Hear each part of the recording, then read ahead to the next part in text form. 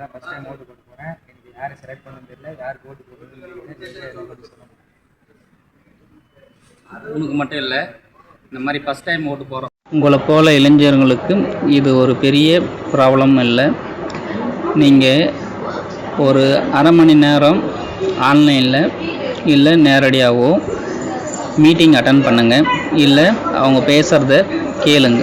நிறைய WhatsApp, Facebook, Instagram, YouTube பார்க்குறீங்க, ஆனால் அவங்க பேசுகிறது யாரும் கேட்க மாட்டேறீங்க.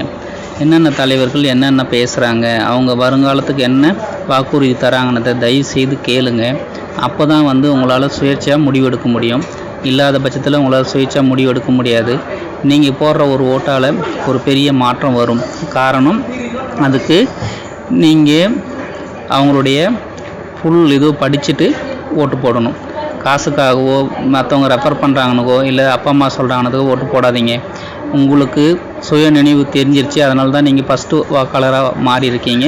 அதனால் உங்களுடைய ஆன்லைன் ஃபேஸ்புக்கு, இன்ஸ்டாகிராமில் இல்லாமல் ஒரு முறையாவது அவங்க ஆஃபீஸுக்கு போய் பாருங்கள். நிறைய வேட்பாளர்களுடைய பேர் தெரியாமல் ஓட்டு போடுறாங்க. அது பெரிய தப்பு. வேட்பாளர் யார், அவர் வீடு எங்கே இருக்குது, அவருடைய தகுதி என்ன, அவருக்கு பின்னாடி பேக்ரவுண்ட் என்ன இருக்குது, எவ்வளோ கேஸ் ஃபைல் ஆகிருக்கு, அவர் பொதுமக்களுக்காக போராடினாரா இல்லை சுயநலத்துக்காக போராடினாரா, அவருக்காக சொத்து சேர்த்தாரா, பொதுமக்களுக்காக சேவை செஞ்சாரானதை பார்த்துட்டு ஓட்டு போட்டிங்கன்னா தான் அது உங்களுக்கு பெரிய மாற்றத்தை கொண்டு வரும். இல்லாத பட்சத்தில் நீங்கள் ஒருத்தரை காசு சம்பாதிக்கிறதுக்காக ஓட்டு போடுறீங்கன்னு தான் உண்மை. அவர் சம்பாரித்து உங்களுக்கு ஒரு யூஸும் ஆகாது.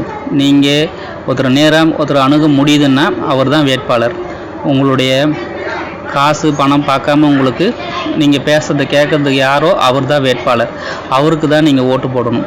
அது இல்லாமல் மற்றவங்க சொன்னதுக்காகவோ அல்லது காசு வாங்கிட்டு நீங்கள் ஓட்டு போட்டிங்கன்னா 5 வருஷத்தில் உங்களை நீங்கள் ஏமாத்துறீங்க மட்டும் இல்லை, நிறைய லாஸு, நிறைய பேமெண்ட்டு நீங்கள் கவர்மெண்ட்டுக்கும் கட்சிக்கும் கொடுக்க போகிறீங்கன்னு தான் அர்த்தம். அதனால் ஒரு முறைக்கு 10 முறை ஆன்லைனில் லைவ் பாருங்கள், பேசுகிறத கேளுங்க. கேட்டுட்டு மட்டும் இல்லாமல் பொதுவாக போய் சிந்திங்க.